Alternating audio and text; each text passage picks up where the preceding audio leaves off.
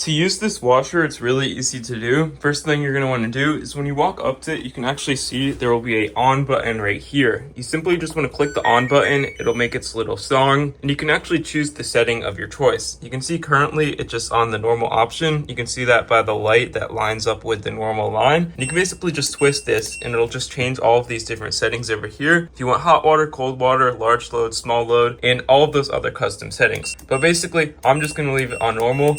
But you can always use any of these if you want to wash faster or just do a certain type of laundry like wool or towels. And once you've done that, it's simple. You just click on the start option. Once you've actually put in your detergent, of course, just into the wash as you normally would, Tide Pods, laundry strips, whatever you're using, you just want to add that to your wash. There's directions on the back most of the time. Click on start and it will automatically start your load. It'll calibrate how long it's actually going to take and basically go through the steps, and you can see the doors lock indicating by the key right there. And when you're done, it's just going to be locked the entire time because you can't actually open it when it's going. But you're going to basically just move it to your dryer. And again, you click on the power button right here. Doing so, you can see the white light lines up with whatever mode you're trying to use. If you want to dry normal, delicate, wool, or whatever. Then you click on start right here and the time's displayed right there. And yeah, it's all you need to do to use one of these laundries and dryers. Found this helpful? Please leave a like down below. But basically just click on the start button and then click on play after you've selected your setting for both of these. And if you want to add any detergent or anything, you can do so right here, just with these little drawers, or you can simply throw in a laundry towel to this dryer if you would like to do that for so.